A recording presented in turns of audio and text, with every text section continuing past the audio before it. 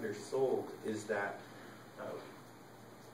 the Common Core standards, which are the way we're doing, which is the way we are teaching and learning now.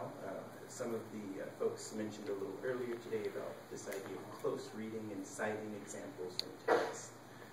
It is true that if you know how to do that, you'll do better on the PARCC, but that's because those two things, learning how to read nonfiction and cite evidence, are what the folks who put together the Common Core State Standards believe was 21st century skills. So you'd like to be able to do that. The next thing I'd like to share with you is our status on opt-outs. So our procedure is to accept opt-out forms signed by the parent who has the ability to make educational decisions for the child. In the past, we've supplied this opt-out form to school principals and test coordinators. But for this year, we put the opt-out form prominently on our website. You can get to it within 2 clicks of our website, our homepage. Students without opt-out forms signed by their parent or guardian are required to participate. For comparison, this year, as of 5 p.m., we had 155 students opted out.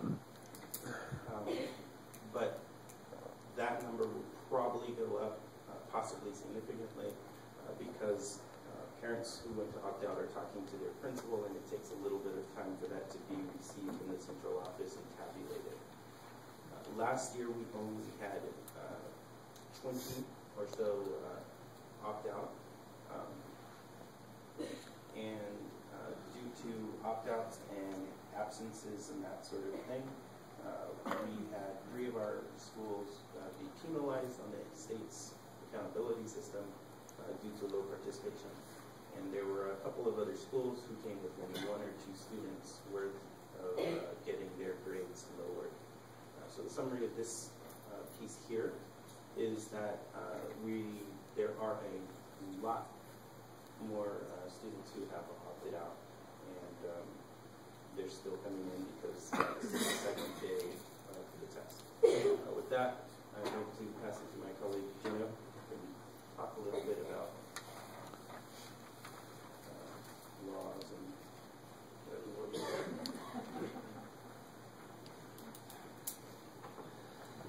So, President and board members, Superintendent, one thing that was raised during this discussion is how districts' hands, all districts' hands are tied and can be tied within the state. And why is that? Under state statute, under the New Mexico Assessment and Accountability Act, it's really where these standards-based assessments on an annual basis come from in state law. And so you have the Act of Chapter 22, Article 2C. It says that the purpose of the Assessment and Accountability Act is to comply with federal requirements.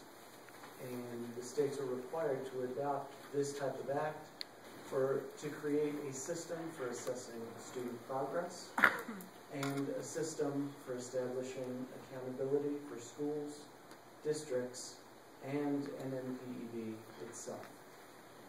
In that statute, relating solely to accountability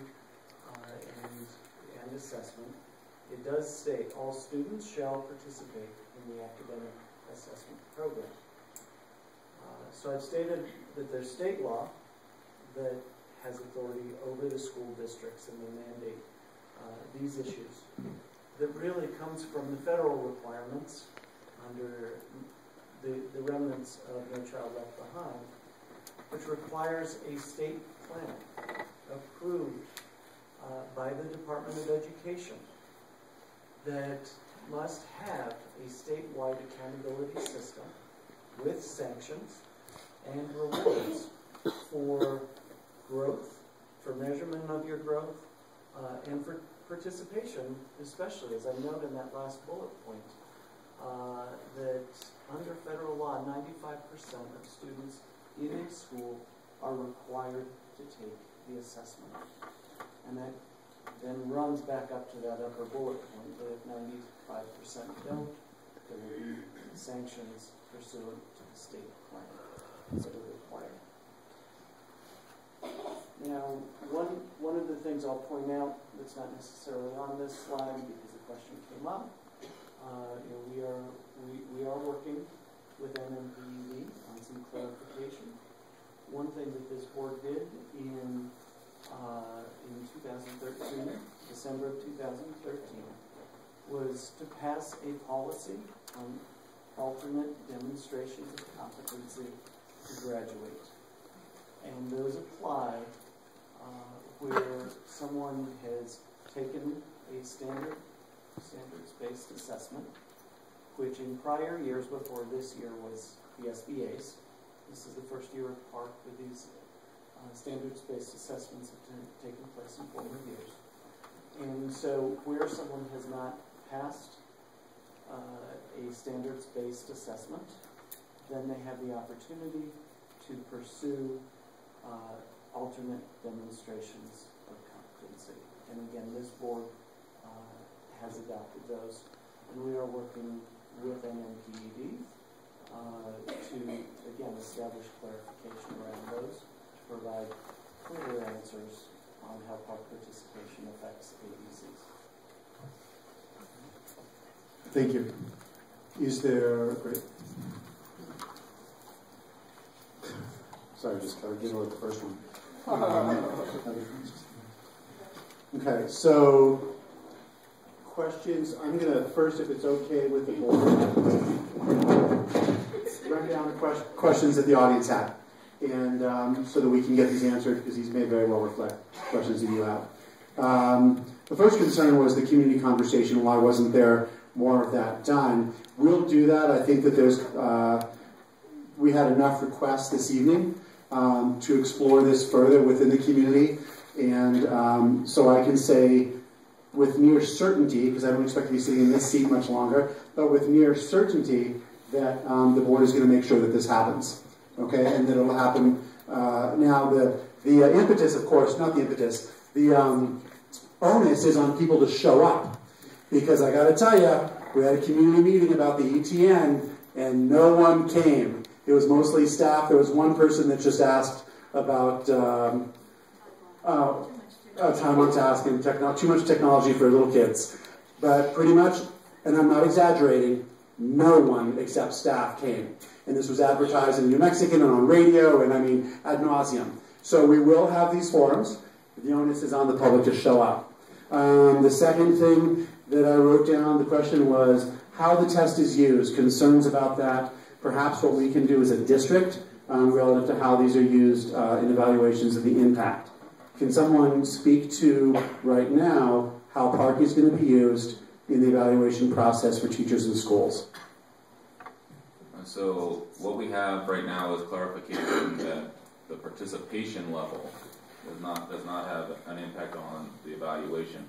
However, I can tell you, the conversation of evaluation uses the past 3 years of test scores, so this year's evaluations would not use this year's test scores according to the information that we're getting from PED.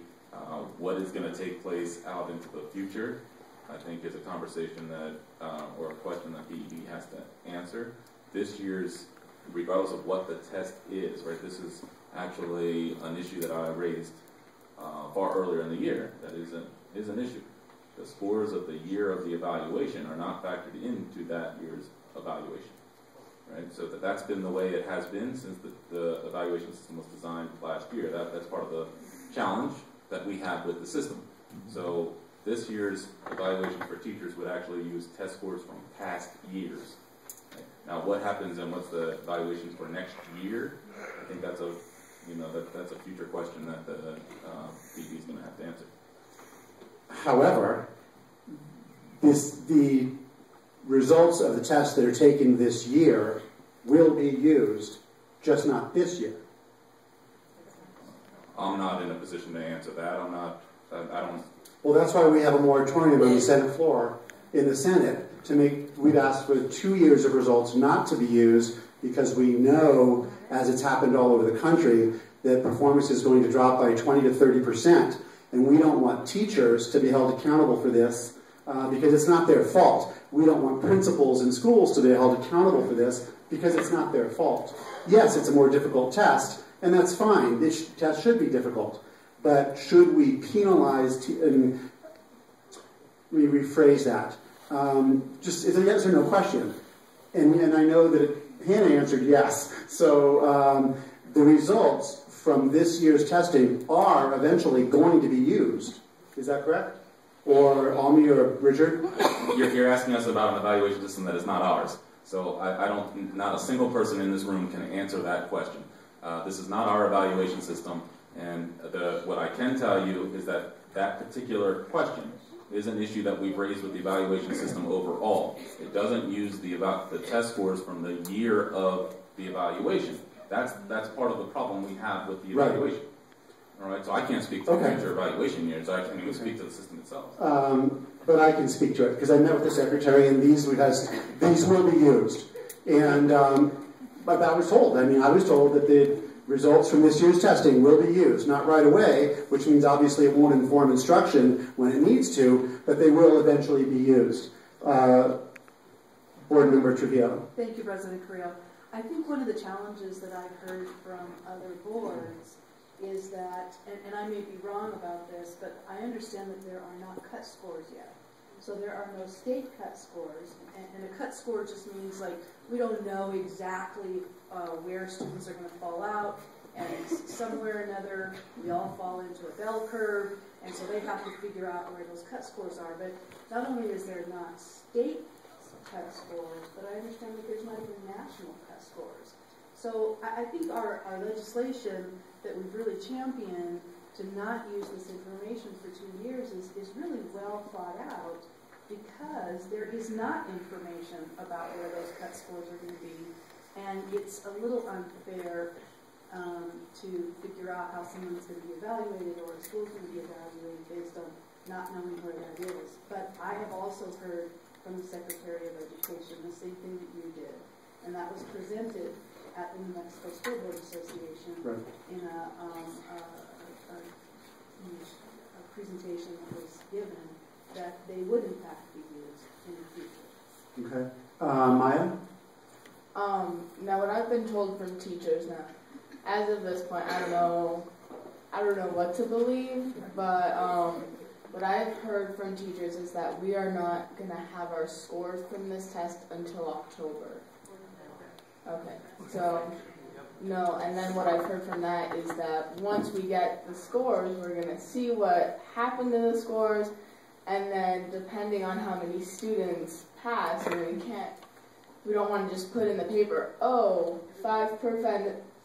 of students passed, so they're going to put a curve on it. So we need to wait, from what I know, we need to wait to see the scores to know what the cut's going to be.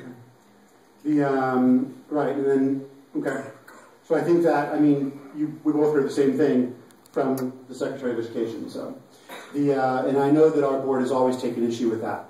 So know that we've always, and no matter what anybody says, the 5 people, and now Maureen, of course, an advocate for teachers, sitting on this board, we've always taken issue with the way these test results are used. So don't let anybody tell you otherwise relative to the Santa Fe Public School Board. The next concern was around the disruption of class time, because not only are there being, on one hand, you're in class learning subject material, and then you should be tested on that material, but should you be tested on how to take the test for that material and the time that takes up away from instruction? I would trust what we heard from students and teachers, so they're in the classrooms each day, so what they're sharing with you is what I would trust. Then I would say that that's something, and unless there's a board member that disagrees, or Maya disagrees, I would say that's something that we really need to look at. How much time this is actually taking away from actual instruction. I mean, especially at the elementary level, where kids are just moved off to a library, or sitting at their desk telling them that they, keep yourself busy for the next hour while your peers take the